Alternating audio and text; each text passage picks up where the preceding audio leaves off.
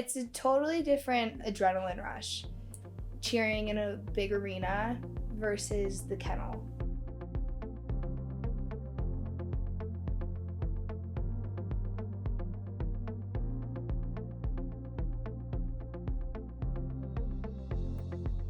In the kennel, you kind of start seeing the same faces, you get in your groove, you're in your same spot every time. We throw the same pyramids a lot, and so it's like a comforting feel in the kennel, but like you get into an arena and there's 10 times more cameras, so many more seats, it's like louder.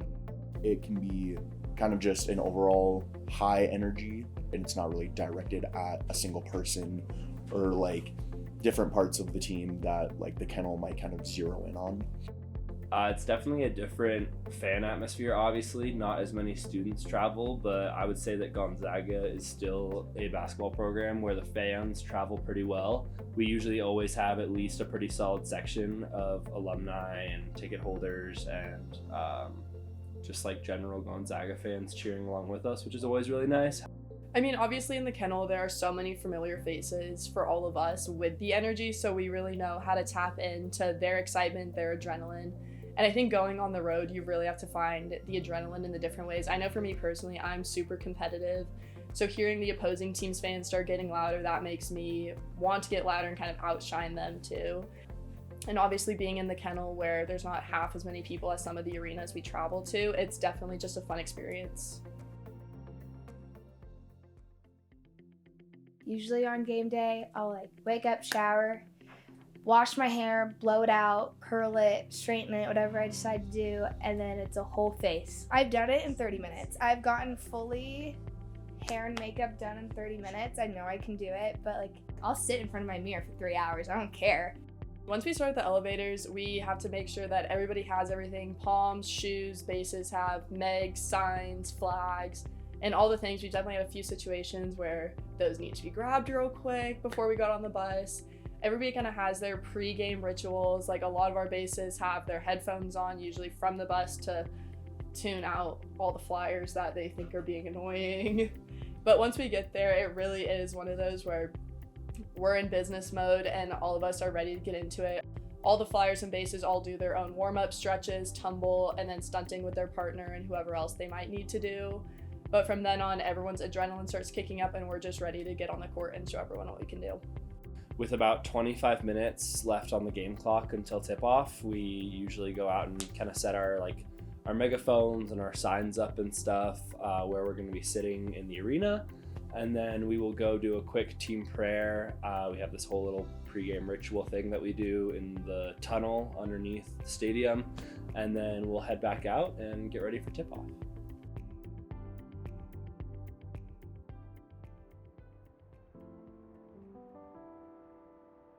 The most difficult part about traveling for me, I would say, is probably missing school. Last week in Vegas, it was pretty hard missing that much school, especially right before midterms. So I think that's just kind of the most stressful part. It's always looming in the back of my mind.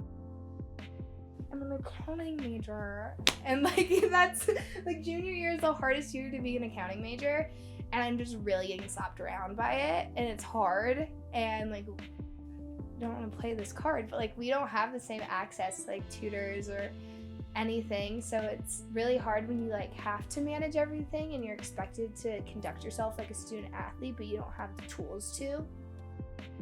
I just don't think people realize how hard it really is, and it's physically hard. I'm standing there and I'm just standing and smiling and waving, but like I said, there's so many different little muscles that you've never known about before. You're getting held in the air, and the difference between putting your weight in your big toe versus your pinky toe, that can totally change the direction.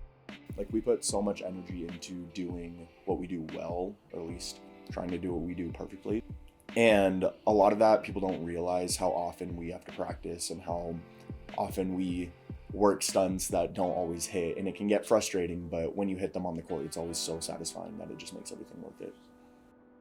It's a team sport, but it's also very individualized, but it's also, you can't do it without a partner for stunting, so it really is based on the two of you. But I don't think people realize how mentally tough it can be to keep the competitiveness out of it, knowing that we're all there for a common goal, we're all there for a common team, and knowing that you want everybody to succeed, but also having you take steps forward without pulling anybody else back.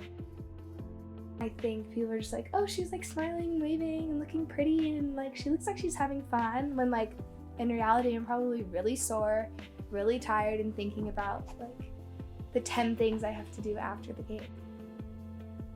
I just don't think people understand how difficult it can be to like put that face on all the time.